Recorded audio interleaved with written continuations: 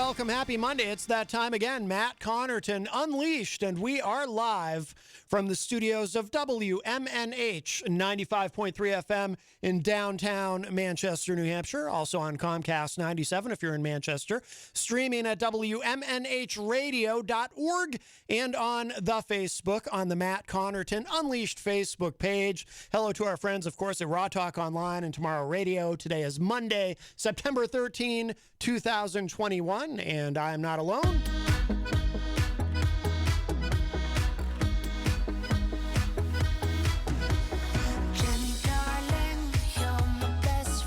Shalom, Babala, how are ya? Jenny is here at the news desk. Hello. I am present. And that's not all. Kind of a surprise because I forgot he was popping in. On the couch, Eazy-G Eric Gagnon is here. Surprise, surprise. Yes, I hope you're not. I hope your feelings aren't hurt that I forgot about you. No, you got a lot of things cooking in your brain. That is true. A lot of things cooking in my brain. That's one way of putting it. Yes, yes. And we do have an exciting show today. Coming Probably up at the only thing he can cook. Oh, yes. The brain. At 4:15, we're going to be joined via Skype by journalist Dave Kindy. So really looking forward to that. I'm not sure if it's Kindy or Kindy. I think it's Kindy, but we'll see. We'll see when we Skype him in a few minutes. Hometown area, yeah. Well, he's from Plymouth, Yes. Massachusetts. Yes. I grew up a Plymouth Carver student. Yeah, yes. There you go. Yes, absolutely. And I did live in Plymouth before my parents moved to Carver. Oh, okay. So well, there you there. go. Nah. There you go. So we look forward to talking with him. Actually, he's got a lot of interesting articles up at Smithsonian. Always hard to say that. Smithsonian. I have to say it slowly. SmithsonianMag.com. That's the website. So, Eazy-G, how are you? Hey, before the guy Skypes in, I got new glasses. You did? I just got them adjusted at the eye care place. Oh. So I'll put them on for the people that are on 97 and Facebook. Wow, this is great. I can see a lot better with them, too. The great unveiling of the new glasses. This will no doubt be helpful to you in future entertainment reports. The last time I was here, I didn't see very well with the old one. Right, that's true. Yeah, you were struggling a little bit there. There you go. They look very smart. Oh, very nice. I like them. Very nice. I like them. Colors to them, too. I like those frames. You know, Friday night on Retro Spectrum Radio, our friend right down the street at eye care, I got these. Our friend Dan Randlett had new glasses called they're called Bowies, and they're two different shapes. One of the frames is square and the other is round. And at first I thought this was some sort of practical joke, but no, those are apparently a style of glasses you can get online. I totally want to check Bowies. that out because he said that you could get prescription. Yeah. They my prescription. I think they look very bizarre. I don't know that I want Bowies, but I want to see what else they got because those were pretty cool. The Bowies are pretty cool. You can get them online a lot cheaper than you get them at the eye care place. Right. Oh my gosh, these glasses that I'm wearing right now are $600. If I didn't have insurance, these are $529. And that was all in what had to be done to the lenses. The frames were just barely above the cheapest these ones. These are $529 if I didn't have insurance out of pocket. Yeah, because yours are bifocals, right? Yes. I'm so glad. It's expensive. I'm so glad I got LASIK. I really am. Well, some of us aren't candidates for that. Yeah. True. I just, but that's why won't fix my eyes. glasses are so expensive now, and that's why that's the reason why a lot of insurance companies more and more are covering LASIK now, because in the long run it's cheaper to cover the procedure than to keep having to shell out money for when they glasses. first started doing it was the novelty of the rich. Yeah. But then again, like Jenny said, it's not available to everybody, depending on their health. Right. Like, I can't have it. I have tamoxifen retinopathy. Right. There's no LASIK thing, unfortunately, the cysts on my eyeballs. Right. Well, let me give out the numbers. When we have our guest on, he'll be on with us via Skype, so the phone line will be open if anyone has anything they'd like to contribute to the discussion at that point. 603-250-6007 is the number, 603-250-6007. You can also Skype me at you can also text me, rather, at 617-917-4476. Tweet me at Matt Connarton, or send an email to matt@mattconnerton.com. And, of course, you can always interact and opine in the Facebook Live chat, but the best thing to do is give us a call at 603-250-6007. And I do want to remind you, of course, we are proudly sponsored by the Hop Knot in the Brady Sullivan at 1000 Elm Street, right across the street. Those of you watching online can see I'm wearing my Hop Knot shirt. Don't go there today, however. Monday and Tuesday is their weekend, but they are open Wednesday through Sunday. They have delicious gourmet pretzels. They have craft beer. They have wine. They have trivia night Thursday nights, and Friday nights they have Grant Lambton. Did you see the post over the weekend? They have nachos now. Oh, yes. Yeah, yes, they look nummy, all melty cheese. They do. They look really good. You big fan of the nachos, Eazy-G, or do those not agree with you? They don't really 100% agree with me. No. I had a feeling, yes. But I do like them, though. You and your delicate stomach. They're not one of my favorites, though. So. Right, no. right. Yeah. No. My favorite is to ask for a pretzel pizza with pepperoni. Yeah. And I hope someday pineapple. Or maybe they have it now with pineapple. I was on your favorite. I haven't tried to order it lately. I'm sorry. I was on your favorite app the other day. The relaxing thing where you close your eyes.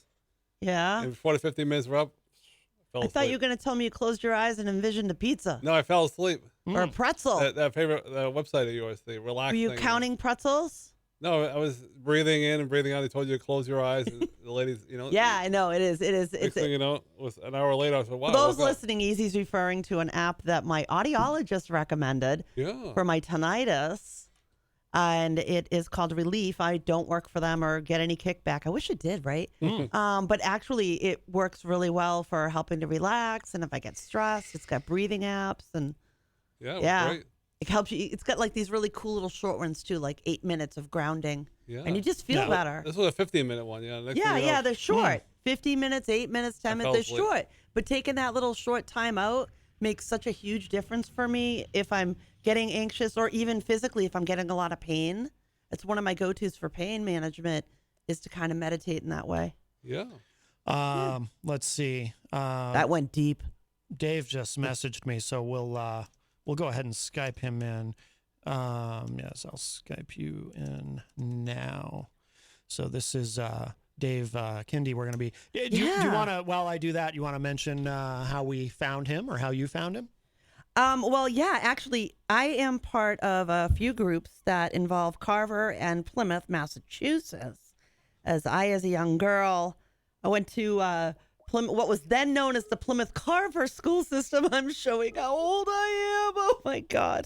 But anyway, I love to go in there and check out what's going on. And like, there's a lot of like artists and great people that are in there that you come across. And anyway, I was looking in there and this article came up from Dave Kindy. He had shared it in the All About Plymouth group. And it's from the Smithsonian magazine. And it's all about how Israel, because Israel's gone much farther, I think, in their science, in their exploration of the COVID and the COVID virus and the vaccines and what works and everything. But I don't want to get too far. But basically, he did this amazing article that's got great citations. It's like, people, this is all science. That's what I love about this article. It's the science, the meat that's in there. But I contacted him and I was like, Maddie, you got to have this guy on. He's an amazing journalist. And so, I contacted him and he said, absolutely. He would be totally cool to come on and talk to all of our listeners about what he's writing about and how he gets, how he does it. He's a really great journalist. I was really, really taken aback by the citations in it. That's really what attracted me to his writing. I don't think it's working. Dave, are you there? Yeah, for some reason it's not connecting to him. So, he did an article, and Israel, like I said, Israel's more advanced than us in the sense that they are now doing boosters. They're already well into their booster vaccinations, and they've been giving everybody Pfizer, if you're wondering which one. And they have proven scientifically through hard science that getting that booster shot is exactly the kick that the immune system needs, especially in people who are older. But I believe it's probably going to be true for most people, I think, to give your immunity enough of a boost that your body is making the correct antibodies in a way that if you do get exposed, you either don't get it at all, or if you happen to get a breakthrough case, which is super, super rare, it'll be a very mild case. The great thing about the vaccine is that it has been done with the Pfizer vaccine, which is FDA approved here in the States. Moderna is very similar, but I'm impressed with the fact that they have, Israel's light is always ahead of us because they approve stuff faster than the United States do. Why is that? Because our FDA has really hardline standards. Like there's a medication that's been used in Italy for my disease, CRPS, that is practically impossible to get here in the States.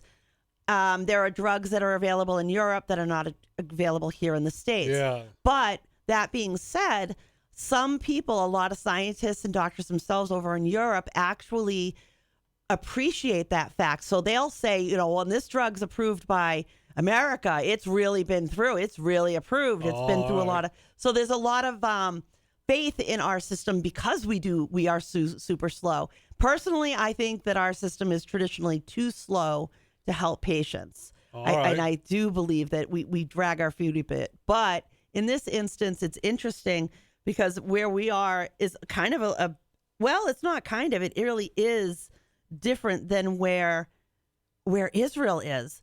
I mean, their numbers are amazing. I don't know, Easy, do you know that they've already vaccinated 9.3 million residents with a third dose? The third dose. I haven't heard that, no. Yeah, I mean, to me, that was one of the things that... How long is the third dose supposed to be good for, though? Well, we don't know that for sure yet, but there's some indications that what my hope is that the science proves out that our bodies can now create the antibodies when exposed and we don't need any more. And I think that's possible. When I started working in the hospital, I was when I first started working in a hospital, which was years and years ago, back in 2005. One of course, the requirements is your vaccination schedule. And they wanted me to be vaccinated against hepatitis B. And I had never had that vaccine. So, of course, I'm like, yeah, absolutely. Because I want to work in the hospital. I need to. There are guidelines, right? Right. So I get the 2 shots, and they go and they draw blood a little while after that.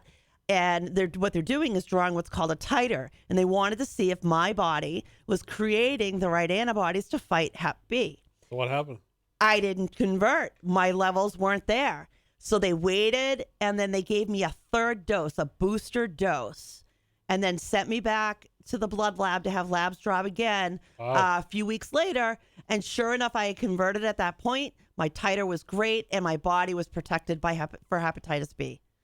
And I'm hoping that that's going to be what proves out with this vaccine. I'm hopeful, but I am no scientist. Well, I saw like my these primary guys. doctor today. Asked her about the booster shot. She didn't have any information at the time, and they said the flu shot wasn't available for a couple more weeks. But she said you can go to Walgreens, so I'm going to go to Walgreens. The flu shot's usually recommended closer to like the end of October. That's when you'll really start seeing the clinics start up. Some of them are starting to trickle in. Yeah, Walgreens, you get it there. So. At end of September into mid-October or so is when we'll see the flu shots coming in. Like, I have to get it every year. Yeah, I didn't used to. I've been getting it every year honest. since 05. I've had it 3 times since 05. I've had it every year now since really? Since 2013 because of what's wrong with me. Right. You have in the beginning it was from the breast cancer, and now because of the small fiber neuropathy and the CRPS, the flu, the simple flu could actually kill me. So people around me being safe is important, which is why I get the flu shot religiously, because I don't want to die from it. You know? Yeah, well, it makes sense. Yeah. Like I said, I've had it 3 times since 05. So before that, I'd never gotten the flu shot. So I'm all for it now. Maybe I should wait till the first week of October, you're saying? When the clinics are going to open up, there's Walgreens nothing wrong with going when, if that's what you want to do, go for it. Okay. You know, there's no harm in it. There's certainly no harm. If you want to go now, go now. But as they start to open up, it's a great idea to get the flu vaccine because it helps to cut, I know some people just get it every year. They feel like they're like flu magnets. It finds them every year until they start getting vaccinated. There's some people I know that don't believe in any vaccines, so I don't bring it up anymore with them, so they're only going to yell at me back. I had an argument with family about vaccination, and it's hard because I want them to talk about just the medicine, just the doctors, the nurses, the hospitals, and they want to talk politics. Everything is politics. Oh, it's not politics. People I know, it's just they don't want to get it, so I don't bring it up anymore. So I hope more people will step up and get it. Now that we have hundreds of millions of people who have had the vaccination around the world, people aren't dropping like flies. We're all still here. And our infection rates have gone down in areas that do have higher rates of vaccination. But areas of the United States where the vaccination is very low. Like Florida. Seriously, I was watching. This was interesting, Easy. You might get a kick, not a kick, but interesting I found. I was watching a news excerpt from Fox affiliate in Tampa Bay. and Florida. They actually went to a Tampa Bay hospital and they were brought into the COVID unit, and it was insanity in there. Like what I saw looked like mass casualty, looked like something I would see if there was like a busload of people that ran off on 93, you know? Yeah, but not good. And all the staff were like in the hall. Everything was set up in the hall. All these, you know, changing bins and desks with the computers, because they couldn't, the nurse, it was just, there was no room. They had all these patients in there. Like a nightmare. And the thing that scared me was that the very large percent of it was younger folks. Yes, that's what I've been hearing. Yeah. And that's the thing. This Delta variant is affecting younger people a lot worse than the original COVID virus had. And that's scary. Kiddos getting sick, their little bodies can only take so much. You know, the FDA was talking about how you can't treat your babies like, or your young children like they're little adults. Like you can't go and see and try and sneak and get your 10-year-old vaccinated, because they're not little adults. They're very, very, very different. Like when I was in EMS, one of the things that they learn is that when kiddos are injured or sick, they'll do what's called decompensation very, very quickly. Adults, you can kind of see things going a little bit downhill and you're going to start doing things. But kiddos can look at you and seem like they're alert, great, and then in a second, they're out. They're out cold. They're ashen. They're not breathing right. It's super fast when it happens. Really? Yeah. And there are a lot of measures that doctors and nurses and EMS use for kiddos. What happens? What? What happens? You said the kids. What happens with the kids? When you mean with COVID? No, with anything. With anything? The thing about children is they're not little adults. Their little bodies work a lot differently than ours, and they react to illness and stressors differently than ours. Meaning, what I was saying is that when they get sick and things start to go south for them, health-wise, it tends to happen extraordinarily fast. Oh, I never had any children, so it's all and difficult to catch. Yeah, you know, we're struggling so much to keep this down. We got to protect our kiddos. We got to remember that we're not quite there yet. The FDA is right to say, don't do that. Wait until we get the testing done correctly, which is what we're doing right now. How long will it take, you think, for the other I think it's possible that the vaccine could be figured out for kiddos by the end of this year. I really do have a strong faith in that. I do believe that that's entirely plausible. If it's a little after that, so be it. Whatever we need to do to take our kiddos and make them safe. I think I think this is our guest. Dave, is that you? This is me. How are you? Oh, wonderful. Dave Kindy. Is it Kindy or Kindy?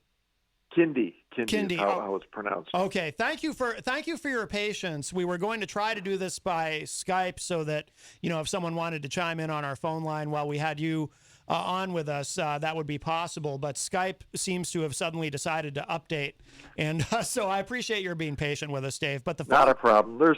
Some might say that I'm better suited for phone conversation than actual camera. Oh, well, that's okay. The phone line, the phone connection sounds great, so that's wonderful. Jenny here, my partner, came across an article of yours that we were just discussing at length, and I see you've got a lot of great content, actually. You are a freelance journalist from Plymouth, Mass., correct? I write for Smithsonian and several other publications and websites as well, too. Yes. Outstanding. And we were, it's been a topic of discussion on this show quite a bit. In fact, we were talking about it while I was trying to figure out the technical issues here.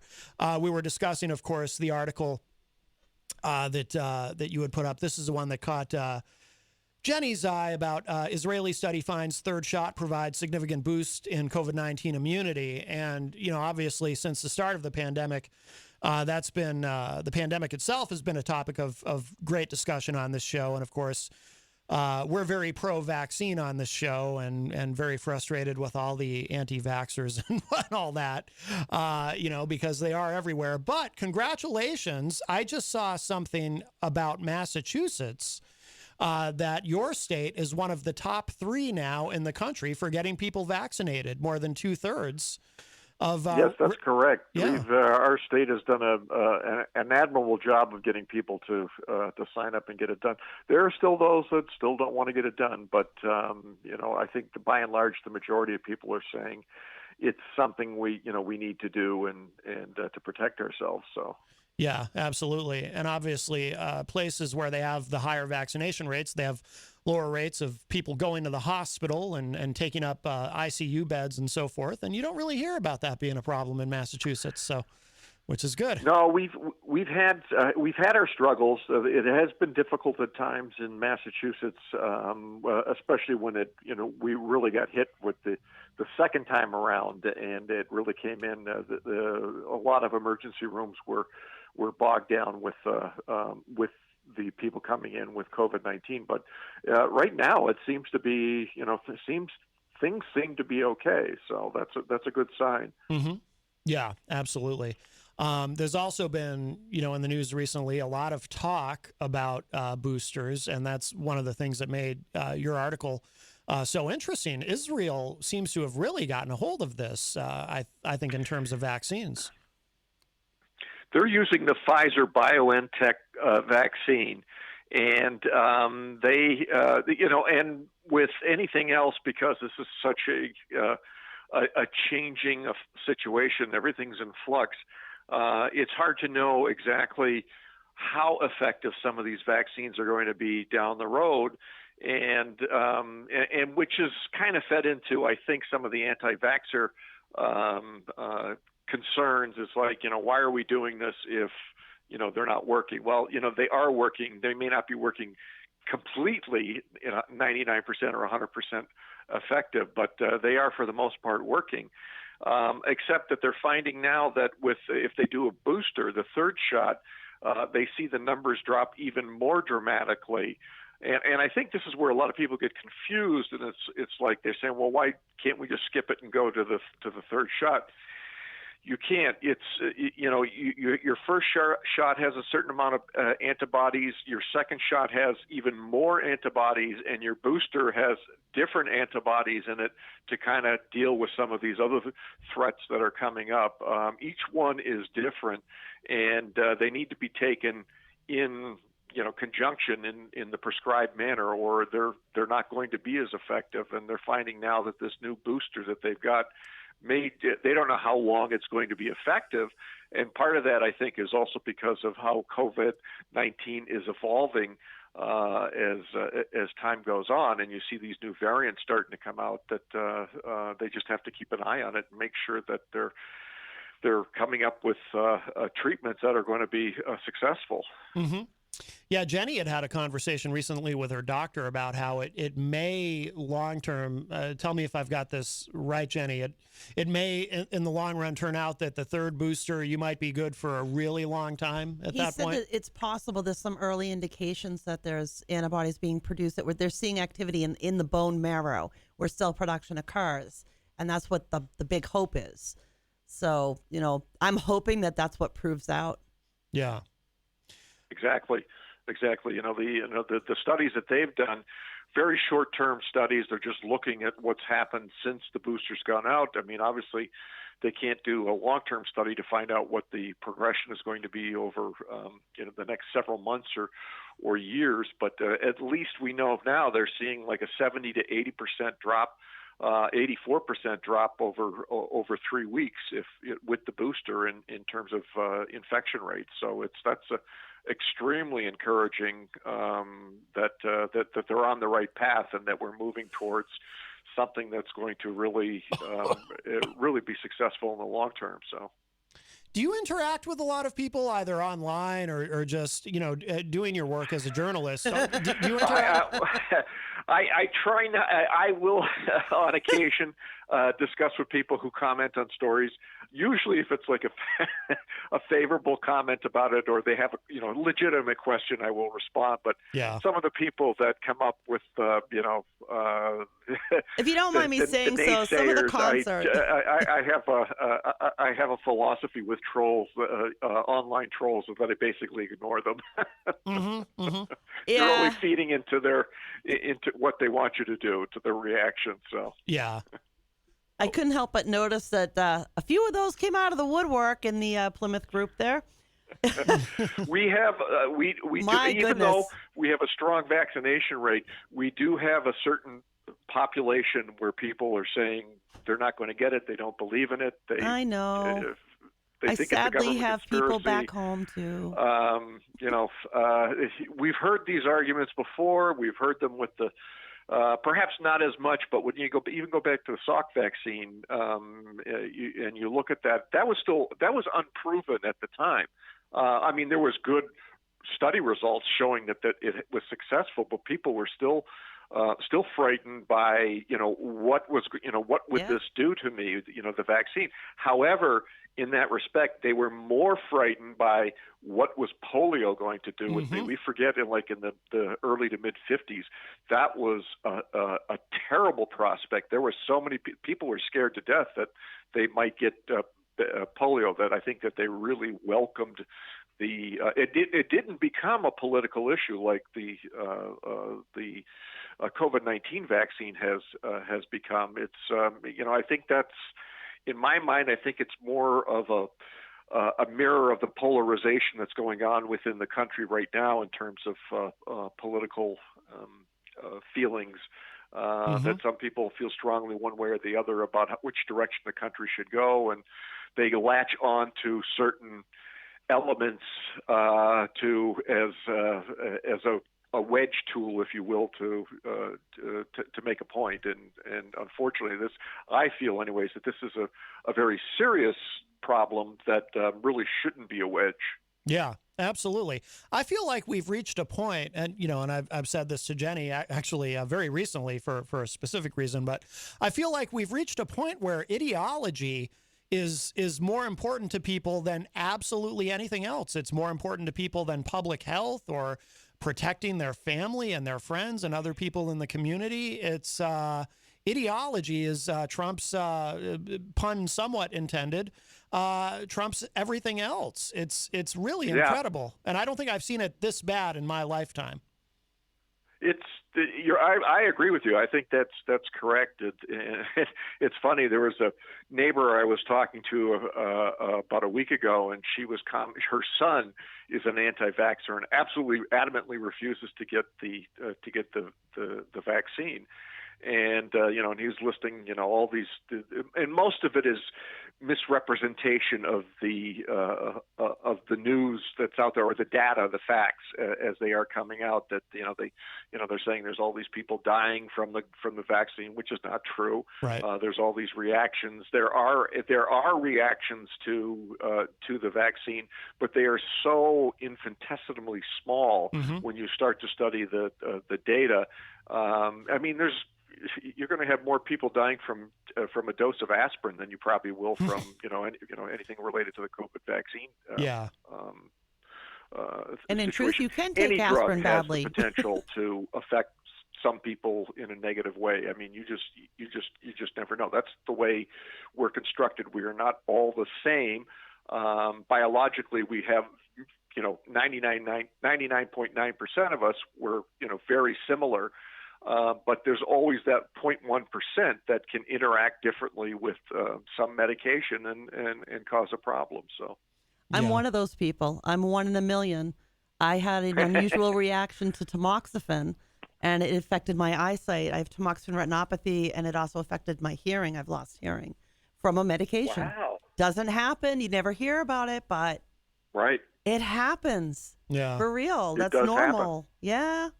But it's so frustrating, too, and obviously, Dave, I assume as a journalist, you're probably more frustrated than anyone when you see, as I think you referred to, all the misinformation, all the disinformation, all these strange narratives that are out there in media. And it's, and what is so galling to me is people would rather, you hear all this, I did my own research or whatever. Well, have a conversation with your doctor, see what he or she says about it, but that's when I'm talking to, and I've somewhat given up, but when I talk to anti-vaxxers, it's like if an anti-vaxxer says to me, well, I had a conversation with my doctor and my doctor doesn't feel this is right for me because of X, Y, and Z, I got no beef.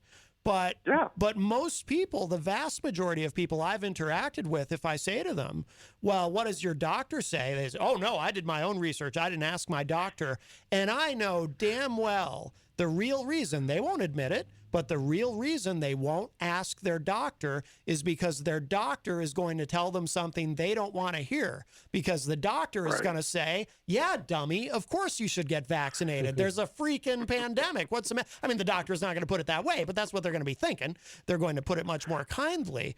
But again, ideology is so much more important to these people, even more important than what their own doctor thinks. It's incredible. Yeah. The example I was giving earlier about this woman I know and her son not wanting to get the vaccines and so forth, and they were having this big argument back and forth, and she came back with him, and so tell me, when you were in your 20s and you were taking all those drugs, did you question the safeness of those illicit drugs at the time you were taking them? And its point is made. It's like we do things all the time that are questionable to our health. Like we're told smoking is no good for you. Overeating is no good for you. Lack of exercise is no good for you. Too much sun is no good for you. Too much oxygen is no good for you. Look at the poor people in Apollo. What was it? Apollo 2 second that when the spacecraft blew up because they were pumping in 100% oxygen into it during the test, and there was a spark and it ignited. So you do have to be careful. There's no doubt about it that you do have to be careful. But the science is with the COVID-19 vaccination, and as you said, this is really something people should make the decision based upon a conversation with their doctor. Mm-hmm. Some people it may not be right for, as you said, because they have other health concerns or other problems that may preclude this, and therefore they need to be careful and probably should not be going outside and meeting with people, because they're really putting themselves at risk. Yeah. Is there anything that you have found that you're able to say to someone that is maybe somewhat persuasive, or do you feel that? I mean, hopefully you're not as cynical about it as I am. I've said it on the show many times. I've just kind of given up on trying to convince anybody. But is there anything that you have found that you've been able to say to someone that's useful or helpful? Maybe. Not really. Most of the times I just say, look at the real facts. Don't go by what you read on Facebook or social media or what somebody tells you, because that's all hearsay. None of that is. Go to the experts. Read the studies. And it's easy enough to do because of what I do now with Smithsonian, where I'm writing often a lot about studies. I can go to the actual research that has been published at a peer-reviewed journal and look at what the scientists are saying in their study, and look at the statistics that they're presenting. This is not from some political hack or someone who has an agenda, or just looking to make a point for whatever reason. This is objective, serious, studied medical details that say this is what's going on. And it's surprising when you start to look at some of this stuff, what the dangers are and how people are tend to ignore them. Yeah, absolutely. That's the thing that's mind-boggling to me so much, is that no one's listening to their own providers. Like I have 12 different providers. Every one of them has been vaccinated. One of them told me that they got their 12-year-old vaccinated as soon as it was eligible, because they didn't want their own child to pass away or to get severely sick with COVID, end up with lifetime complications. But when you try and get people to just talk to the doctors, the scientists, trust that, stop it with the talking heads on every media, ABC, NBC, whatever, and just look at the doctors. It's like they think the entire medical system is under some kind of vast conspiracy to chip you for the coming Armageddon. I mean, that's what I end up feeling like. Yeah, exactly. And the conspiracy theories are they're rampant, and to that I usually say, I just don't think there's enough smart people in government to be able to pull that off. Right. So. Right. I think we're watching Darwin happen in real life. What about people outside of government, though? You don't think maybe George Soros is trying to get everyone microchipped so Bill Gates can kidnap us or something? They've already done it with their cell phones. So what's the point? That's a great point. Who was it? There was a Republican governor. I think it was Jim Justice of is it Virginia or West Virginia? Jim Justice, who said something about who's been very pro-vaccine because some of these Republican governors are horrid. But Jim Justice said something the other day. He's like, "Y'all got a damn cell phone. What's the matter with you?" No one, trying to get people to get past these. But wait, there's more. Exactly. These days, your phone. They know where you are 24/7. They have no Seriously. trouble tracking us down. It's in your car too. There's a tracker in your car. Oh yeah. You got GPS in your car. There you go. Yeah. If you got GPS on anything, in fact, some of the even inexpensive smartwatches now come with GPS. Yeah. Yeah. So, and I think to some of the people who still are on the fence or really saying I don't trust the vaccine, listen to the people who said that before and then got COVID-19 and what they're saying now. And some of there's cases, well documented cases of people who've died from it, and what their dying breath was, "Don't do what I do. Get the vaccine because it will save your life." That's just a vast conspiracy of the medical system lying to you as they bag more patients than they ever have in their entire life. People don't understand what's going on in the medical community. It's just, we're killing our medical staff. Oh, yeah. We really are.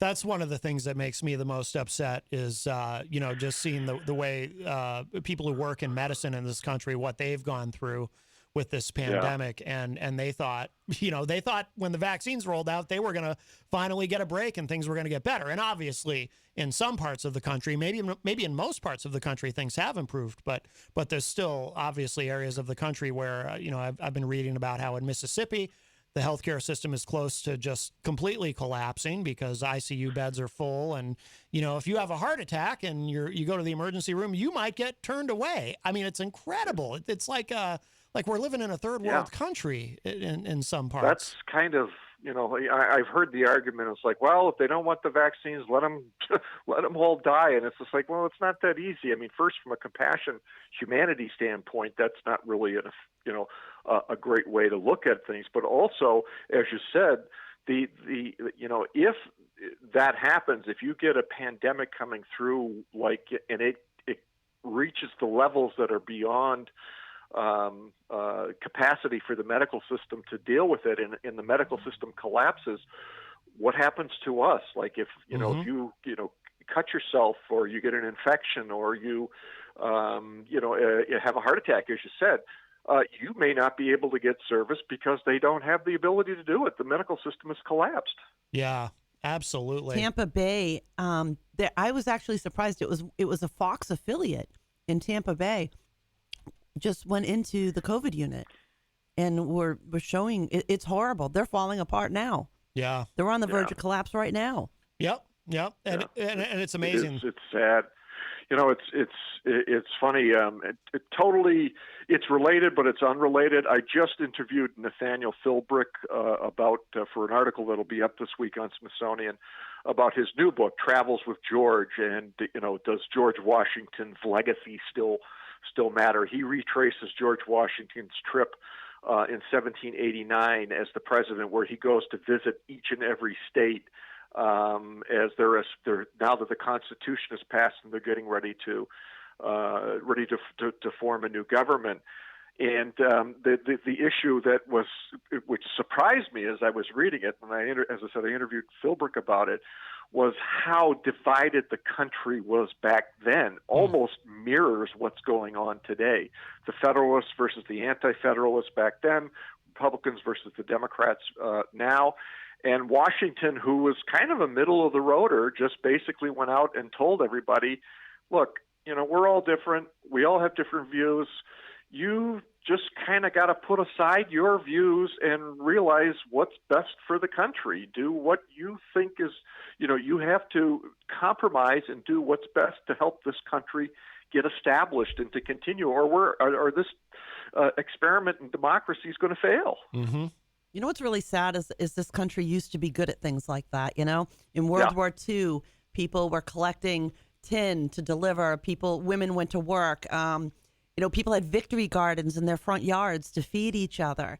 Here we are in the midst of a pandemic, and we couldn't even get people to stay home. Now we can't even get them to, keep their sputum to themselves. It's heartbreaking in a sense, because I feel like we've lost a community that we used to have before everybody stuck their head into a computer.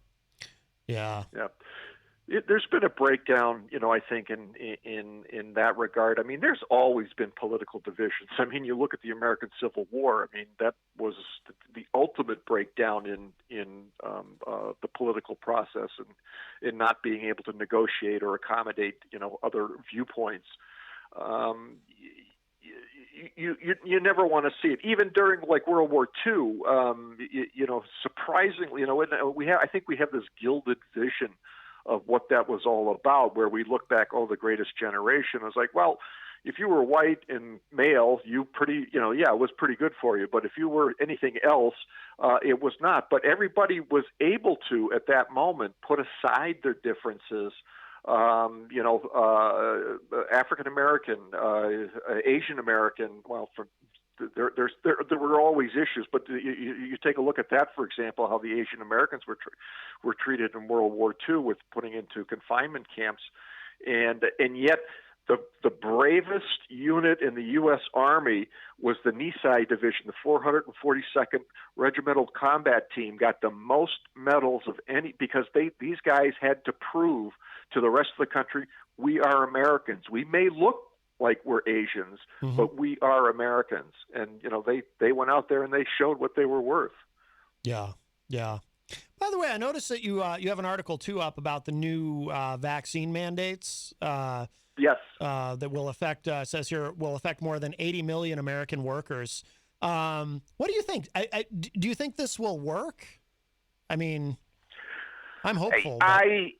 I think it will work in the long run. I think there's going to be a lot of opposition to it. That sounds like there's going to be court challenges and all along the line as people, argue about personal freedoms. But, it's like when they went out with the Salk vaccine, and I don't know how they,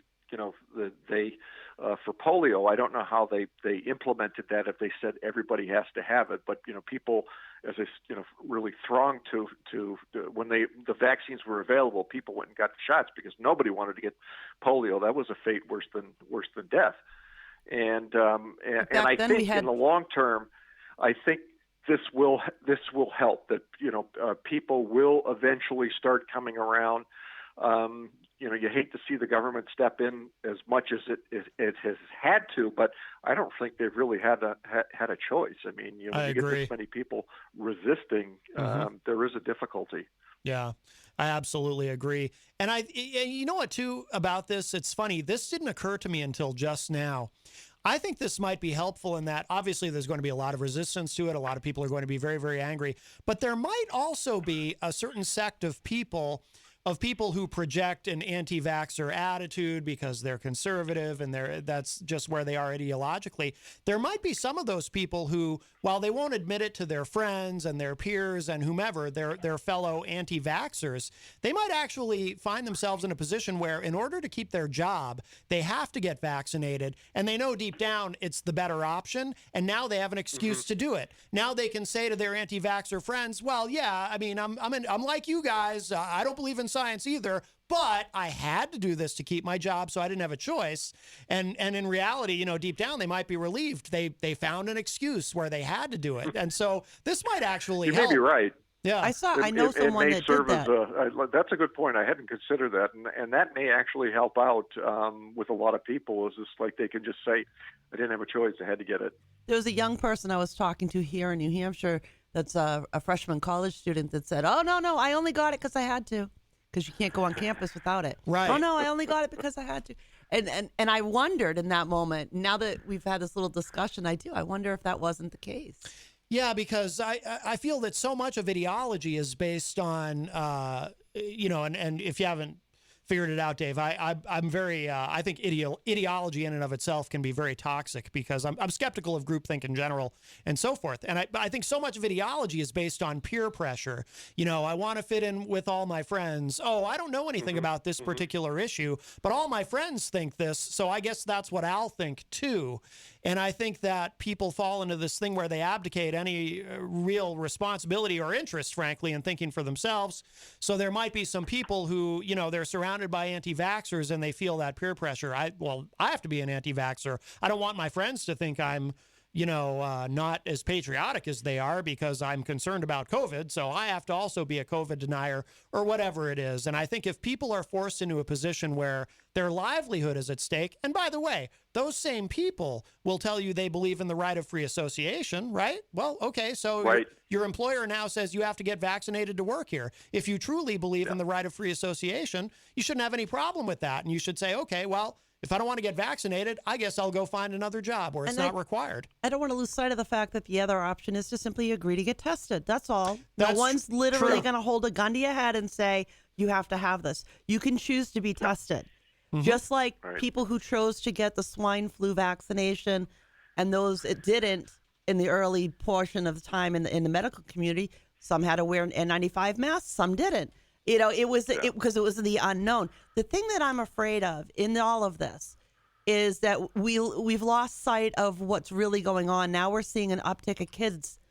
Delta is hitting children worse. Do we have to get to a level where mu variation comes in and we have reminiscent of the years of polio where they had an entire unit of iron lungs with children in them in order for them to just breathe?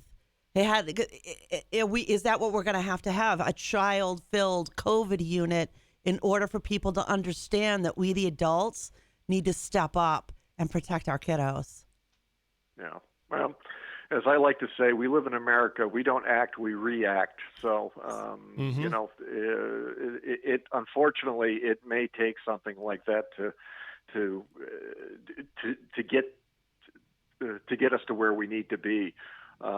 Sadly, there's so many different political issues right now out there that really deserve compromise and serious talk about, and so that we can deal with some of these things. But it's probably not going to be until there's a disaster or a major breakout of illness or something that will finally convince people that yes, we need to do something, and we can't sit on the sidelines and just But is that going to be too little, too late? Thumbs. Is that going to end up being too little, too late? We know the vaccine works against the Delta virus, a variant. Yeah. We know from early. Right now, they're thinking that the mu virus isn't as effective. I mean, that the vaccine doesn't hold up as much. Don't know yet. It's new. But if that happens, if a variant comes through that the vaccine doesn't work on, this is insanity. We right now in this moment know that our country is covered in the Delta variant, and we can stop it in its tracks with vaccinations right now. But if we wait too long and we go there, it might be too little, too late. It might be we don't have whatever variant it is a capability to defeat it. Yeah, that's kind of the nightmare scenario. I'll give you a little example of something here in my community here in Plymouth, Massachusetts. We have an old bridge here, dates back to the 19th century, that needs work, and it needs to be replaced. And the neighbors are insisting that they want it to, whatever goes in, they want it to be similar. It's a one-lane bridge. They want it to be similar to what it was before. The town wants to come in and says, well, we've got state requirements that says we have to build it such and such a way. We can't do exactly what you want. And they've been arguing this back and forth for a couple of years now. And earlier this summer, They did a reassessment of the data that has been pulled over the last few years of the safety of the bridge, and they claimed the engineers claim that whoever was doing the earlier calculations was using the wrong framework, and by using the correct framework, they now determined that the bridge is unsafe for vehicular traffic. and they've closed the bridge to allowing vehicles to travel over it. And of course, the neighbors are saying, this is all a ploy. They're just doing this because they want to get the new bridge built and so forth. And somebody asked me about it when I was reporting on the story. What did I think? I said, hey, if a safety expert tells me that bridge is unsafe, I'm listening to him. Mm-hmm. Yeah, when your house is on fire and the fire truck can't go over it, you want to really wish that you had fixed that bridge. When I seriously, that happened to me where I was on EMS calls that the ambulance and the fire truck couldn't go there. They had to use like a four-wheeler or something else to bring the patient to the ambulance. Yeah. Because the bridge was too weak to handle that load. Yeah. Yep. Well, and they're the heavy. same thing is like, I'm listening with the vaccinations. I'm listening to the experts. And if you read the research, if you go to the people and it's posted online, it's in research journals. If you have any questions at all, go see what the researchers are saying. Don't listen to the politicians. Right. Read what the scientists are saying and go by what they're saying, and they'll give you the exact data. If you go to the CDC website, they have a section which details all of the interactions that have been reported to them since the vaccine started. People are going to say, "Oh, they're lying." They don't put in all the stuff. I heard that there's 100,000 people have died just from getting the injection, which is not true. No one's died from getting the injection. Yeah. But there are people who've had reactions, as we discussed earlier, and they detail them and show you, like 0.0001% of people, will develop this reaction or that reaction or something like that. By and large, most people are safe if they take the vaccine. Is it 100%? That's still up to up for discussion, and is it looking like as we're just discussing here, that no, it's it doesn't provide full immunity yet, and maybe nothing will. We don't know, but it gives you a tool to deal with this. And if you do have to get vaccinated and then get COVID-19, the odds are you're going to recover. Right. You know what maddens me about it is all these people, these backyard, whatever, medical professionals that Googled this stuff, have what medications in their medicine cabinet. How much do you know about your metformin? What is the long-term risk factors to being on ketamine infusions?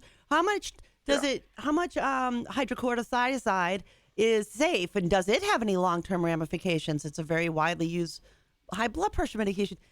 Most people have no clue. Do you know that if you swallow your toothpaste, you can actually make yourself pretty sick? It's not a good idea to swallow toothpaste, but people do it. And guess why we know people get sick? Because they do it and get sick. Well, Jenny, in my defense, I did my own research. That said I could swallow toothpaste and it was fine. So, Wait a minute, Maddie. Do you know the long-term ramification of using that singular inhaler you use every morning to breathe? Are you certain that you are messing up God's perfect breathing system? That's right. Let's interrupt, man. I gotta get going. Oh, Eazy-G has to leave. Okay. You woke up. we have good morning, Easy. I love you. We have a third person here, Dave, but he's leaving. Yeah. But he was napping in the studio. Let's just face facts. Yeah, but I gotta get going there. That's all right. But Dave, listen, we'll let you get going as well in a moment. You've been very generous with your time today, and we appreciate it. We're at the top. My pleasure. We're at the top of the hour, so we need to get to a break anyway. But thank you so much for spending this time with us. I hope to do this again. And okay, great. And thank you for your patience with our technical kerfuffles at the top there. I was just afraid it was me. Technology and me sometimes don't always work out too well. So. No, it's Skype is wonky, but no, this worked out fine. Before you go, Dave, anything you want us to know about where to find your work? Obviously, you're published at SmithsonianMag.com. Yeah, Smithsonian. If you Google Kindy Smithsonian, you'll come up with a long list of articles that I've written for them over the last couple of years. I'm also I'm a history nerd, so I also write about a lot about military history and things like that for a bunch of different publications. So if you type in Dave Kindy, you'll probably find more than you ever wanted to know about me. So. Score one for the home team from me. I was so happy to meet you. We have very intelligent people where I come from. Thank you. This has been awesome. I am so glad you came on, and I'm certainly looking forward to you coming back. Yeah, absolutely. I would love to. Anytime. Absolutely. We'll be in touch. All right, Dave Kindy, thank you so much. Have a great day. Thank you. You too. You Bye-bye. Bye-bye. All right, that was Dave Kindy, his first time on the show. And yeah, we'll definitely do that again in the future. That was wonderful. I really enjoyed speaking with him. Great guy. Yeah, right? absolutely. I find the winners. See, I am very good at finding good people. I was really one of the things that attracted to me to his writing, and if you look at his other articles, you'll see it. Everything is sourced. It's sourced. It's not his opinion out of the pie sky. I pulled it out. Here it is. Like most of the political pundits or what have you. I like the science in it. I like the meat and potatoes in there that says this is why this works. Not because it's my opinion, but because it's proved out in science. That's what really got me so excited about his writing. And I'm serious. And I'm such into the genetics and the history nerd stuff. So there was that too. Yeah, absolutely. I forgot. I shall have to tell him that I actually have ancestors in Skeleton Lake. He could appreciate that. Skeleton Lake. It's an amazing archaeological find that encompassed so many bodies that died in that area, humans from very, very long time ago. And I genetically matched 4 of them as I'm a descendant from. I guess there were some of them didn't die, The rest of the family got to take off. But right. I guess there's maybe some like great cousins. Oh, well, very good. Yeah. All right. Well, we need to get to a break, and we'll play a little something, show some love to our sponsors, and then we'll be back with hour number 2. I did see a lot of great comments in the Facebook live chat, so we do want to address some of those regarding the discussion we were just having with Dave Kindy. But so we will be back shortly. Don't go anywhere. More Matt Connarton Unleashed coming up.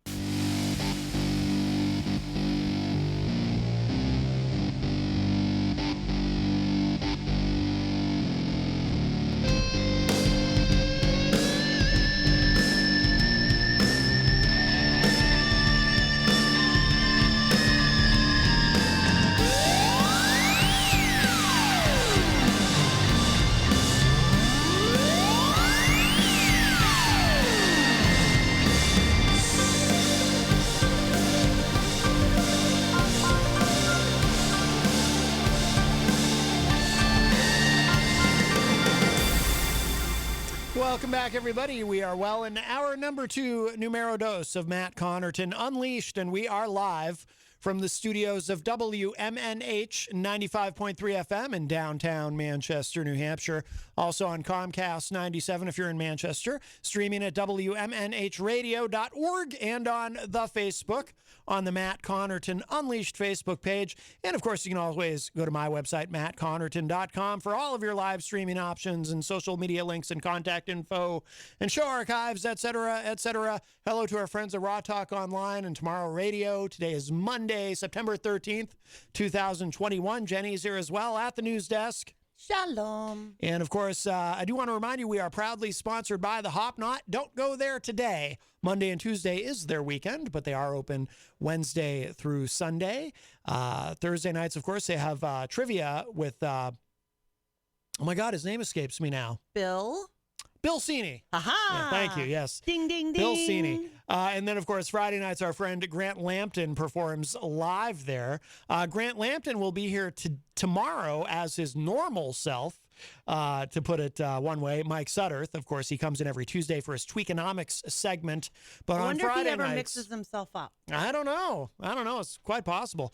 On Friday nights, he transforms into Grant Lampton and performs live at the Hop Knot, doing a residency there Fridays from 7 to 9 p.m. With his dulcet tones? Yes. See, I got one. You did, yes.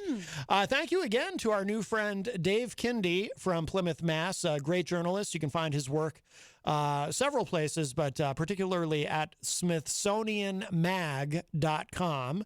And so we really enjoyed talking with him. He's from Jenny's hometown there. Yes, we have smart Plymouth. people. That's right. Well, when I lived there way back when, it was the Plymouth Carver School District. Ah, yes. So we were one. Ah. So we were one. We'll have Dave on again soon, I'm sure. That was wonderful. He's excellent. He's an excellent journalist. Really enjoyed that discussion with him. Yeah, and it's refreshing to see that kind of journalism. I love it. Yes. Let me give the numbers, 603-250-6007 if you would like to join us live, 603-250-6007. You can also text me at 617-917-4476, tweet me at Matt Connarton, or send an email to matt@mattconnerton.com. And, of course, you can always interact and opine in the Facebook live chat, but the best thing to do is give us a call at 603-250-6007. Let's see. We'll say hello to everybody in the Facebook live chat. Jenny, of course, you're in there. I'm everywhere. Wayne Noel, who is a top fan from Michigan, says afternoon all. Miriam Banish also in the chat room. Hello, Miriam. Tom Blanchard says, hi, guys. Our old friend Johnny Dingleberry, who shows up once in a while in the chat, is in all caps, and I'll do the best I can with this. Johnny, really? Johnny writes, who wants to talk to me, Margaret? Okay, I can't even.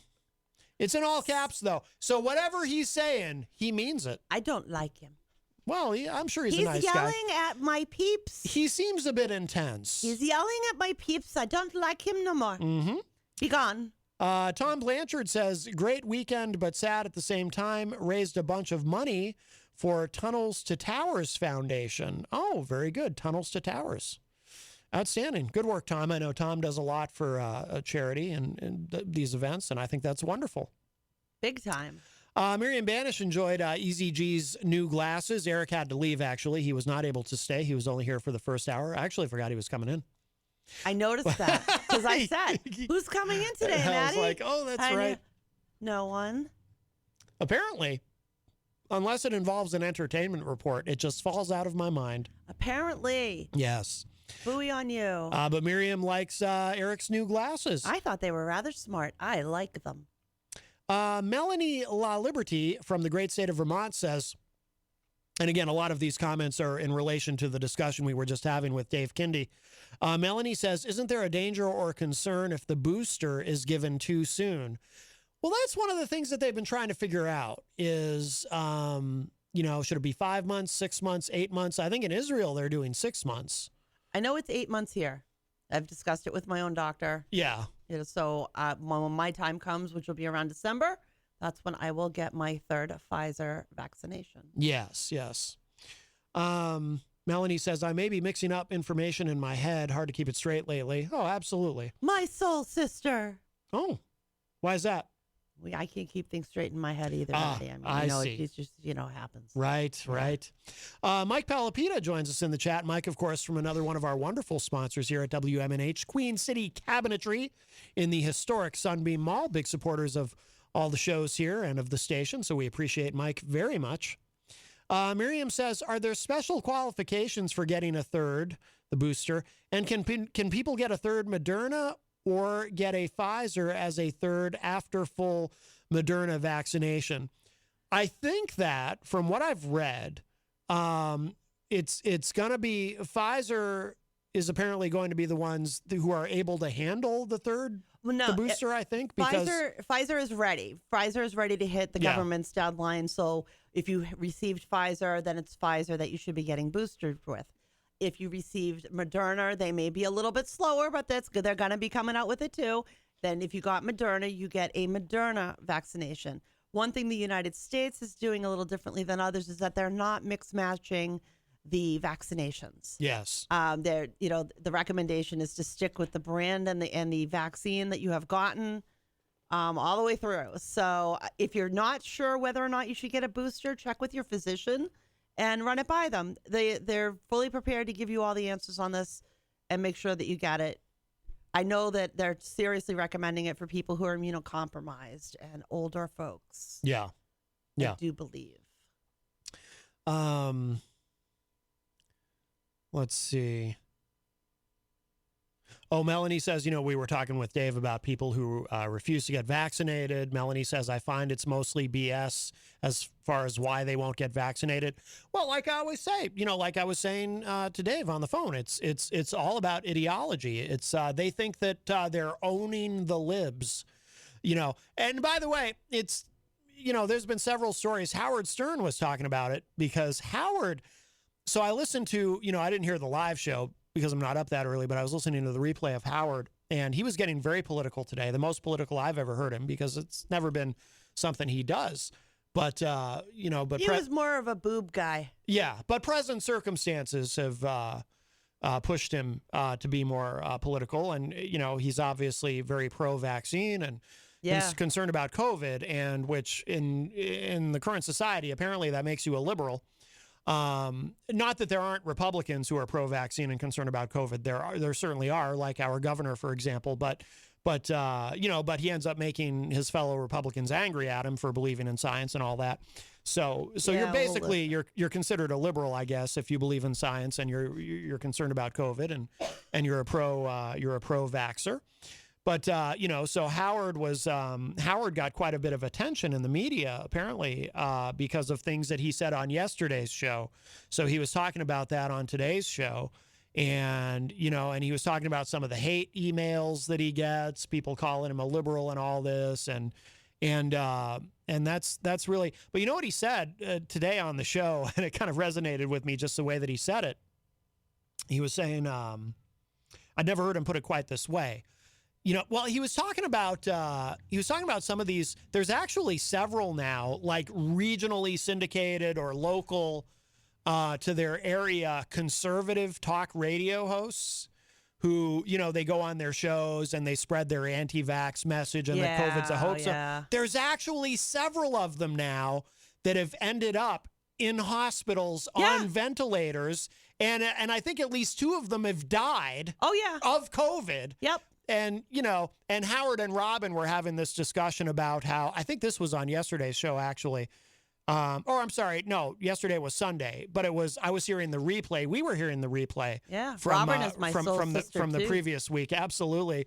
And they were talking about how it's a little hard to work up compassion and empathy for these guys, these conservative hosts who go out and spread this anti-vax COVID denier message, and then they end up dead. You kind of feel, on the one hand, as a person of empathy and compassion, you're certainly not going to revel in what happened to them. But at the same time, it's hard to really feel badly for them either. It's like, because not only did they make their choice to die ultimately, but what about all the idiots who listened to them, who they took with them? All the poor saps that got within vicinity of them while they were ha-ha-ha-ing it up at some restaurant or going into some store, because that's the other thing that's ticking me off about these people. One thing, you don't want to get vaccinated, but then you get all mouthy over wearing a mask. You know what? Mm-hmm. Not gonna. If you can't have your cake and eat it too. You don't want to get the vaccine? Wear your damn mask. It's not okay.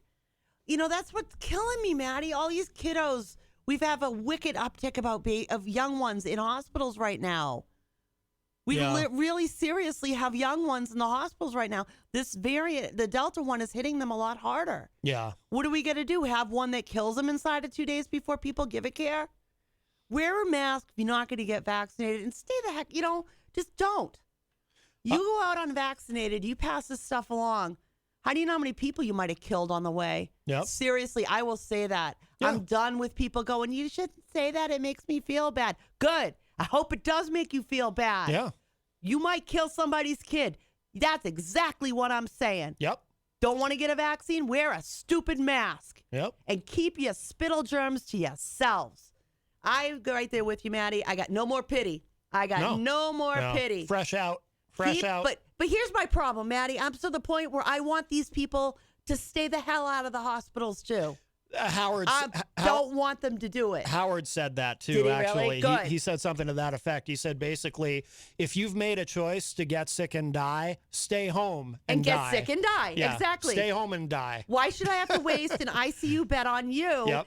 And then the person who was having a heart attack and could have been saved dies waiting for an ICU bed because your ignorant butt is in that bed. Yep. taking up care and nurses and doctors. Yeah. Who, you know what, don't want to deal with you either. They can't say it. They can't say it, but if you give crap to them, they bring it home to their own families. Yep. One of my friends is a nurse who's ready to just lose her mind.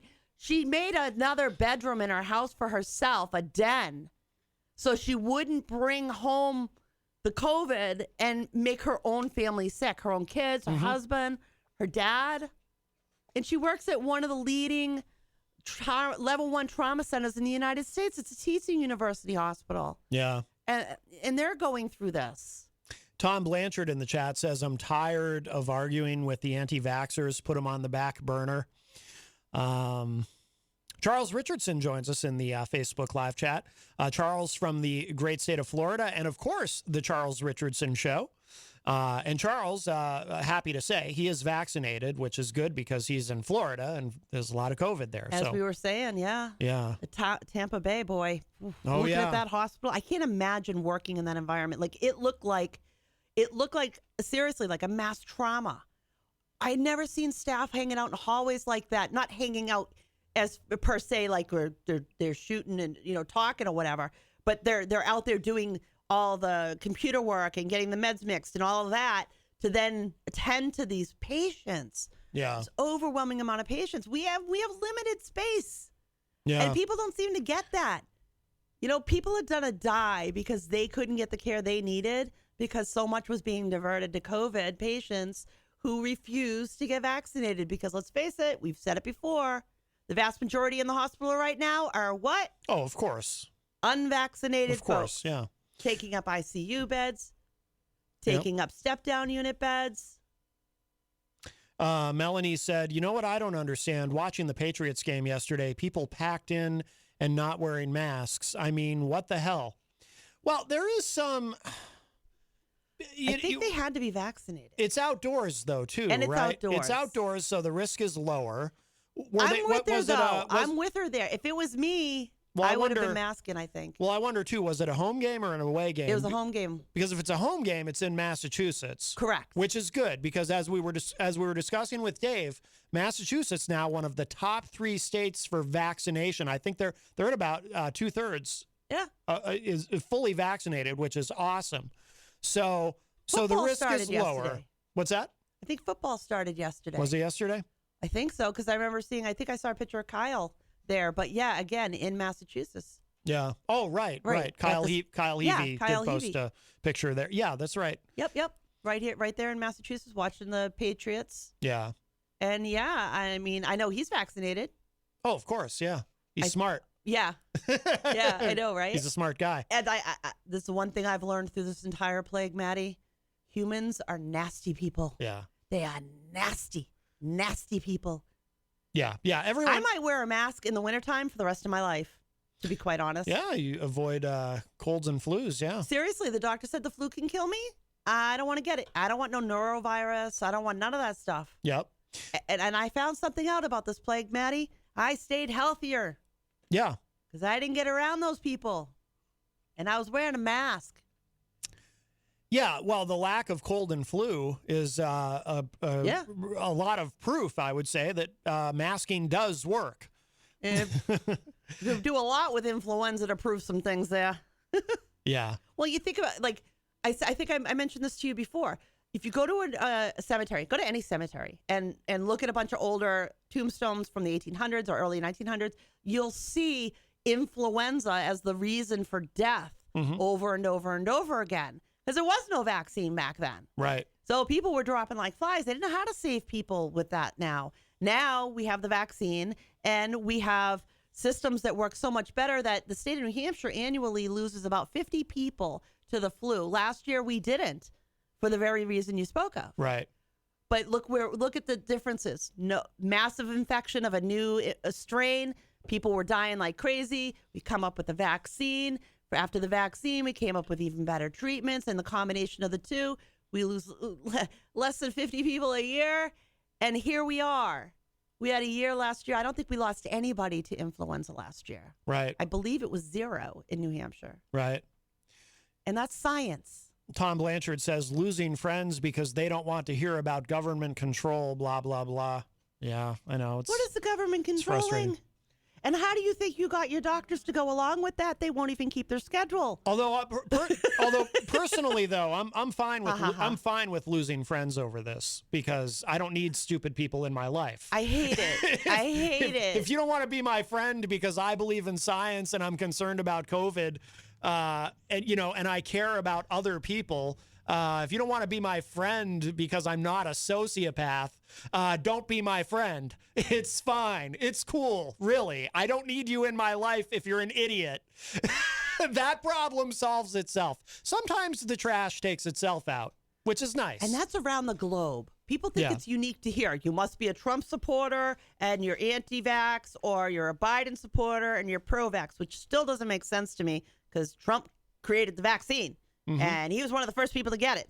So there's that. Yeah. But seriously, I just had a foggy brain moment, Maddie. It went bye-bye. Michael Albert says, back in the days of polio, we didn't have an idiot former president telling people to take horse dewormer instead. Oh, that's where I was going with that. So in this country, we do that. But if you go to France, if you go to Italy, if you go to Europe, there are people that sound much like these anti-vaxxers in other countries. Only, of course, they can't have the same reason because they don't have their own Trump and they don't have their American system of government.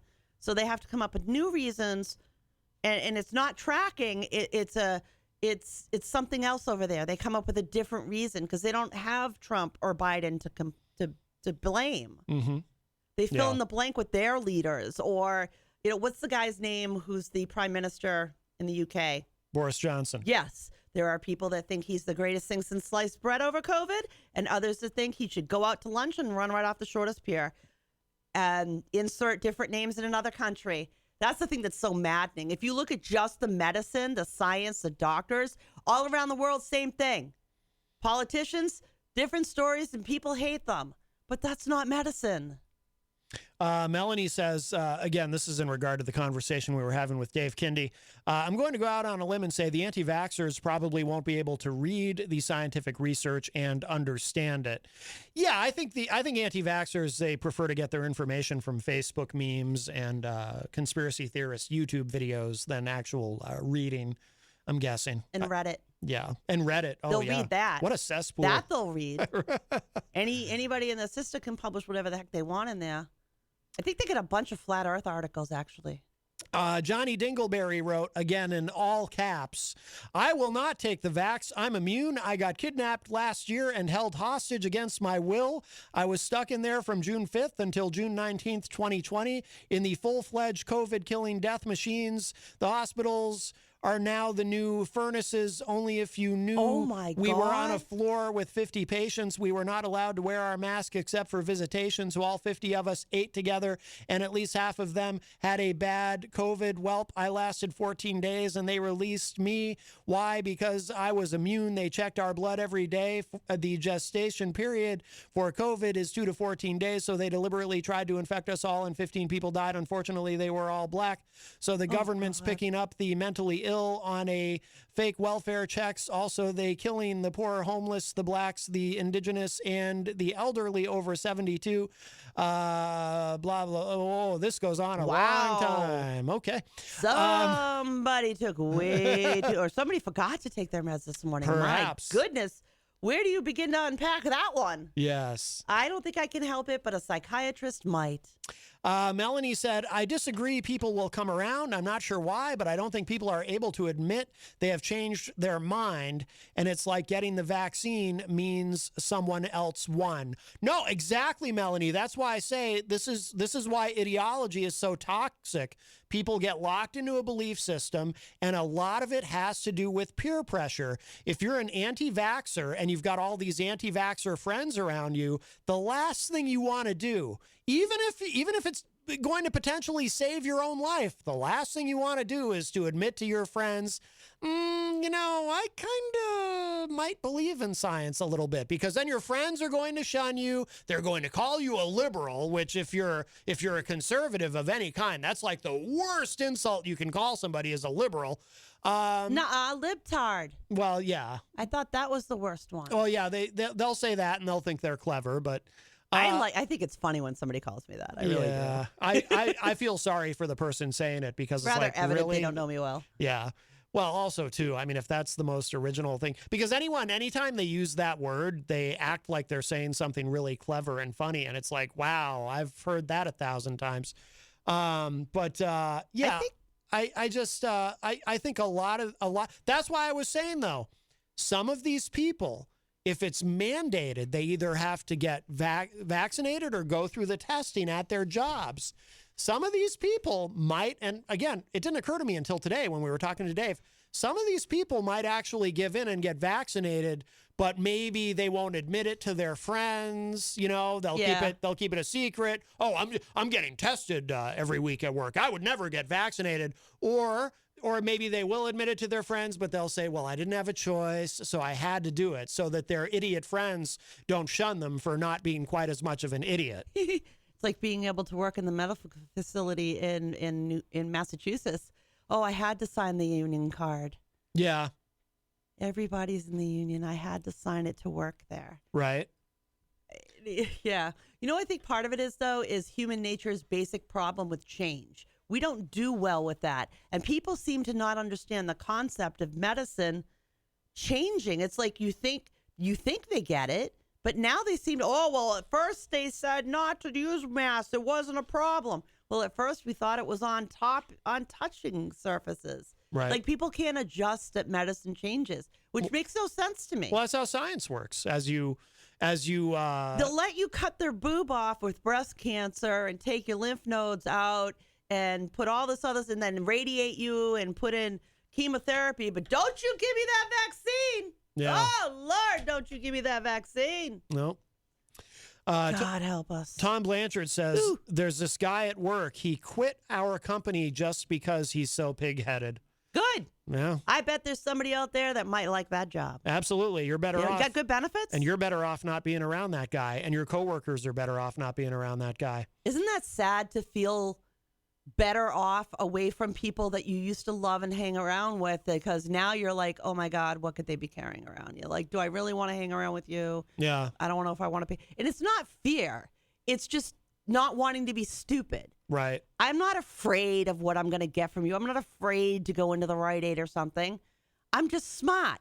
And I don't want to get none of the garbage that you're walking around with if I can avoid it. Johnny Dingleberry says, I type caps because I'm blind as from 40 strokes, so bite me. Well, Johnny, I apologize. I never use my vision issues as an excuse. Consider yourself bitten, if that helps. Yummies. That's my turn. Oh, my Bite goodness. Me. Maddie, you want to bite me? That's definitely Maybe. for a different show. I saw the preview of that. Oh. Andrew Joseph Reed Downs McCann Brown from Ireland says, hi, Matt and Jenny. Hope you had a great weekend. You as well, Andrew. Yeah. From across the pond, as we say. All the way out there. Scott Perry from the Courtesy Call podcast, a great political podcast, is in the chat room and says thank you to those who checked out episode 31 last Sunday. And he shared the link, of course, where you can get that online. There's a new episode every Sunday. Scott does a great job. Johnny Dingleberry says, hope you all come out of your little office so the COVID can catch you. Well, we're not actually in an office. We're in a radio station. Melanie says, but people at the game were within 6 feet. Vaccinated people are still able to be positive and spread it to those who will die. I don't buy they are safe outside in that specific situation. Yeah, I mean, no, and there have Nothing's 100%. There have been super spreader events that have taken place outside, like the ceremony they had at the White House for Amy Coney Barrett. That was a super spreader event, and that was outside. Yeah, but honey, those were unvaccinated people. True, and they were all getting up in each other's faces, and Chris Christie ended up in the hospital, hooked up to a ventilator at one point. He's lucky to survive. On a ventilator. Oh, I thought he was close. He was close, but he didn't get hooked to it. But he was shaking hands and kissing everybody at that event, and he acknowledged. He said, he had kept his guard up for several months. He put his guard down for a few days for that event, and it cost him. And he said, to his credit, he did say, don't make the mistake that I did. Yeah, he did come out a whole new man. Yeah. I guess getting close to that ventilator might have spooked him. He ended up in the ICU. Yeah. Because it was that close. Yeah. Miriam Banish says, I have a family member who has been having serious health issues, who couldn't get help for a month and has been in the hospital for several days. Once they got into a hospital, not COVID, but unable to get help due to hospitals being so overwhelmed. Yep, exactly. Yeah. And that is just infuriating. It's very infuriating. And you see, I mean, you see in some states, like in Mississippi, like I was talking about, you know, the hospital system there is, as we speak, it is collapsing, and people still just don't care. And there are going to be less and less nurses and doctors and respiratory therapists and technicians because they can't keep it up. Yep. They're done. Yep. Yeah, They're overworked. Some people are quitting. People are walking away from the medical profession, and who could blame them? You know? They're not soldiers, okay? They're not poised for battle. And they didn't sign up to have a mass casualty that never ends. This is pushing people over the edge. And then when you add in the unvaccinated that are ending up taking up their units, and it's mental torture. Yeah. It's literal mental torture for a medical person to end up, here's another one rolling in. Up, unvaccinated. Gee, thanks for doing me a favor there, buddy. Doing your part to protect Americans. Andrew Brown from Ireland says, in Ireland, you can now go to your local pharmacy and get your vaccine. That is excellent. Good, good. Miriam says, I live to be shunned by idiots. Yeah, let them. Johnny Dingleberry says, wait till you see the lawsuit from hell is coming for South Carolina's Trident Hospital. Keep an eye on the boob tube. It happened in Lodson. See how leave my boobs out of it. See how that woman acts. Someone needs a shrink in so sad, too bad. I actually was kidnapped. I am a U.S. Army Air Force, blah, blah, blah. It goes on and on and on. U.S. Army Air Force? Is that a new way to sign up? Two at a time now? And Melody is asking her if him if Satan is his lawyer. I figured he'd be the judge. Wow, that's when you get like a like demons lining up, you know, get to pick one. Well, I will say, just for the record, I am very sorry about. I'm sorry to hear about what happened to you, Johnny Dingleberry. That is terrible. I hope the alien ship was not harmful. Yes, that is. That's what I'm hearing. I think that is all truly terrible. The voices in my head are telling me he's one of us. Mm-hmm. We've taken him up. We've marked him. Yeah. If you'd like to get in with a call, 603-250-6007, 603-250-6007. You can also text us at 617-917-4476. Tweet me at Matt Connarton or send an email to matt@mattconnerton.com. And, of course, you can interact and opine in the Facebook live chat. But we would love to hear from you on the phone, 603-250-6007. While we're on the subject, rawstory.com has a story up. QAnon conspiracist dies from COVID-19, and Trump-loving attorney accuses the hospital of medical murder.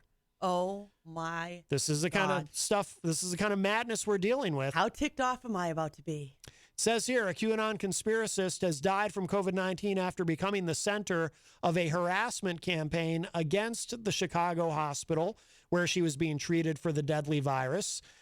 Veronica Wolski died early Monday after spending weeks at Amita Resurrection Hospital, which was targeted for harassment by pro-Donald Trump conspiracists Lynn Wood, Sidney Powell, and Michael Flynn over doctors' refusal to treat her with ivermectin instead of proven therapies, reported Newsweek. Wood posted on his Telegram account, quote, I've just learned that Veronica Wolski died. Oh, I'm sorry. I've just learned that Veronica Wolski saw the face of God this morning at 12:44 a.m. Wow. That's impressive. If Veronica Wolski saw that, yeah. No photo, no proof. I hope she got a selfie with God. Seriously, right? That would be Make something. like the peace symbol, be like, dude. How come Lynn Wood gets to know about that? You know, I would think that would be going up on Facebook or Instagram. Know, right? That's like right up there with the potato chip that looked like Jesus. Yes, you got to Instagram that out. And St. Mary's face of God. Dorito. What do you think God? I think God probably looks like George Clooney. What do you think? That's how I like to imagine him. I don't know. I'm going with Alanis Morissette. Okay. Oh, well, that makes sense. There you go. There is I do love that movie. It's not a documentary though. That is my favorite Kevin Smith film. Dogma. Great film. I love that movie. Wood had asked his more than 800,000 social media followers to call the hospital to demand ivermectin for Wolski, who he now claims was murdered by medical personnel there for withholding the medication used to treat parasitic infections that is unproven as a treatment for COVID-19. Like heartworm and worms in the poopy. Oh, Johnny Dingleberry says he is golden, I think referring to God. So Johnny has perhaps also seen the face of God. Very exciting. Really? Like all golden, no hues of any kind? I always thought like rainbow-like or something. You know? I will, going forward, think of God as appearing as a golden George Clooney. A golden George Clooney? Yes. You are way into George Clooney today. Well, What's going on? I just imagine he's a good-looking guy, and I would imagine God is quite handsome as well. I mean, to think anything else, I think is satanic. Maybe it's Patrick Swayze. That's why he had a. Oh, could be. Could be. He's got that chiseled look, True. And they got him so they could like go, here, you're God's replacement. Melanie says, "Stay golden, Pony Boy." Oh no, that's right. I hated that book.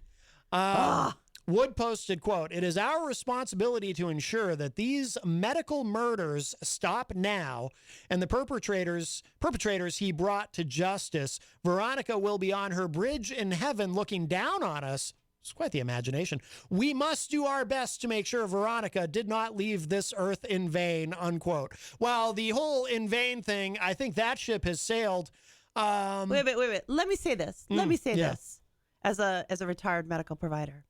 If you believe that, I need a word, Maddie. If you believe the garbage that Matt just read from that article, if you actually believe that medical providers kill people on purpose, set out to be murderers, don't you ever dock on the doorstep of another doctor's office, another hospital ER, another urgent care, because you stupidly cut this or broke that. Stay the heck away from them. You got no business going anywhere near a medical provider if you truly believe they're murderers. Like this ridiculous article, like garbage that people will believe. Yeah. Oh, that makes me so angry. Well, who can blame people for quitting? Who Seriously, can blame really? people for walking away? Who wants to be a nurse with that one? Yeah, you're a murderer. Yeah. Yeah, you really want to be a nurse then? Yeah. Really? You can't blame them for. Oh my God. Hi, welcome to Matt Connarton Unleashed. Who's this? Matt, this is Gene Simmmons of KISS. Gene Simmmons of KISS. How are you doing with your COVID, sir? I know that you're fully vaccinated, so I hope you're doing well. I'm doing just fine. Hanging in there, Matt. I'm jogging up to 7 miles a day now, so I'm fine and healthy.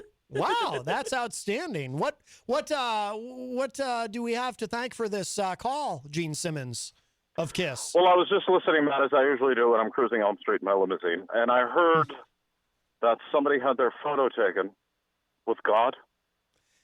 Yes, apparently, yes. When did that happen? Oh, just recently. I think, what was it, Sunday morning, I think? Yes. I wasn't around. Sunday morning, I wasn't even in town. That's impossible. Oh, well, no, this didn't happen here. It happened in another state, Gene Simmmons of KISS. What I'm telling you, Matt, is nobody had their picture taken with me in the last 3 weeks. I understand. Okay. Well, that's... She's lying. She's a liar. Well, clearly. Well, yeah, we didn't, if it makes you feel any better, we didn't put much stock into what this individual was saying to begin with. So we were skeptical all along, Gene Simmmons of KISS. That's fine. I'm already over it. Listen, since you're online, you might as well go to kissonline.com. The new fall line of school lunch boxes are out. Oh, very exciting. Cool. Yes. Well, we love that. And it's all for original members. Really? That surprises me. I didn't think they Yeah, we're did doing that a little more. throwback, Matt. Oh, okay.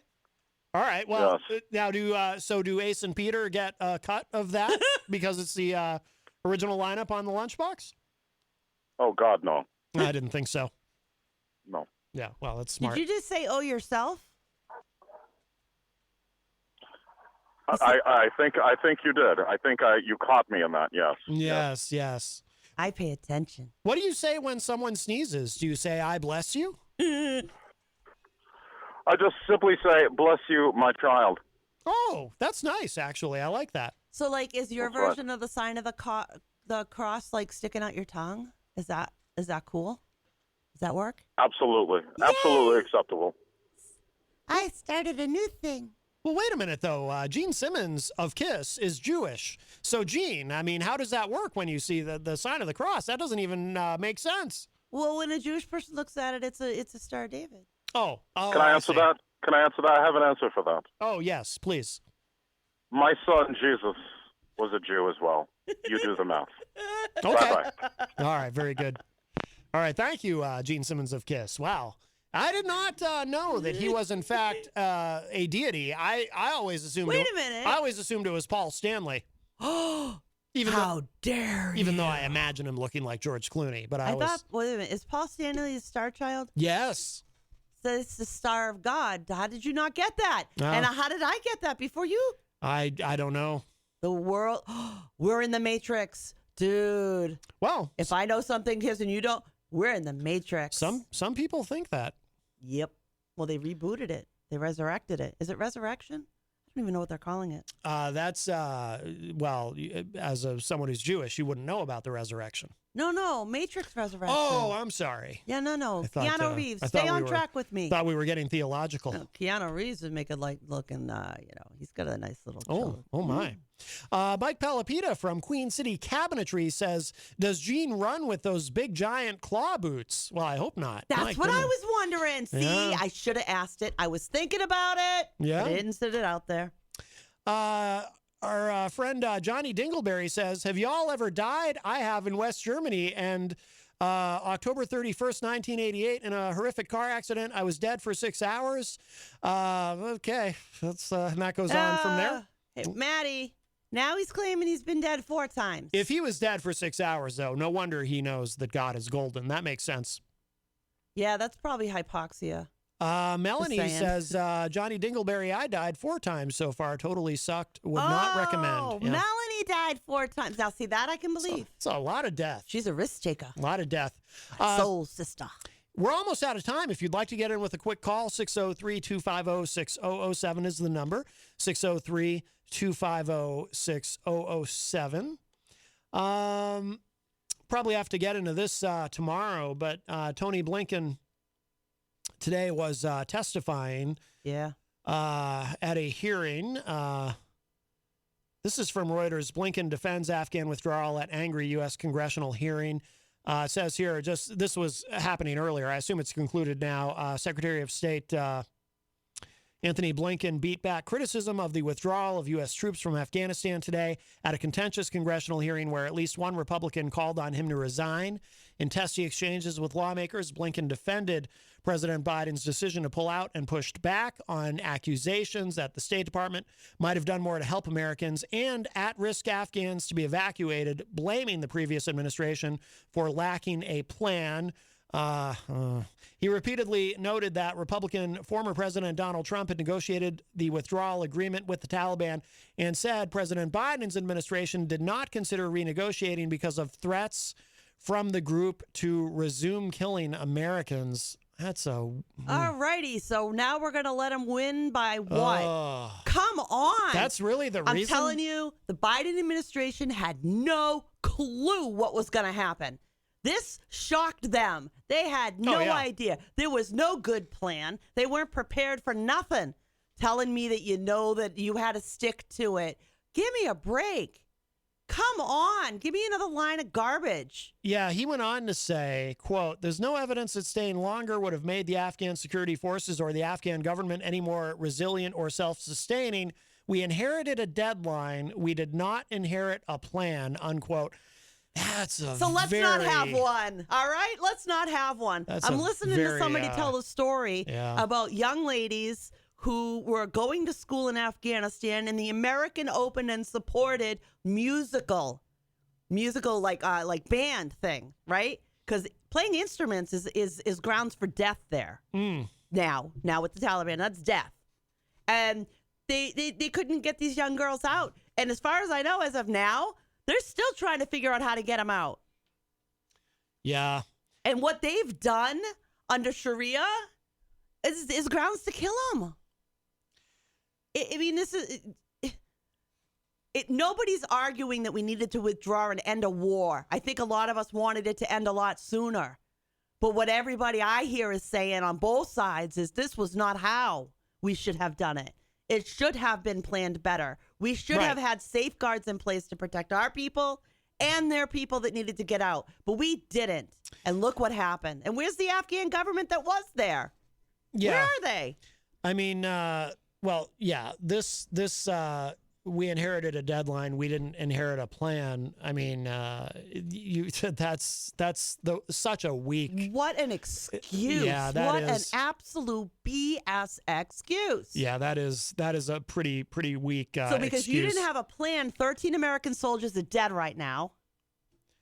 And I saw on Sky News that people have gotten rounded up who were in governmental positions and have already been executed. Yeah. It's already been started. It's already happened. Yeah. Well, perhaps that will be a topic of discussion for tomorrow, more of what Blinken said. We are just about out of time.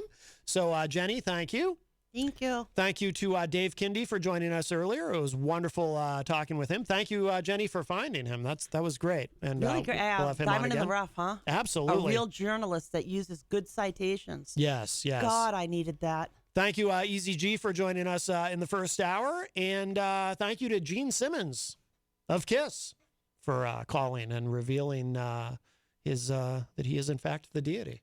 Well, now we know that she didn't really get her picture taken with God. I mean, right. Just throwing that out there now. He debunked that. He's practically a journalist himself. Seriously, right? Yeah, that's right. That's right. And now we know he can run very fast in boots, maybe? Yes.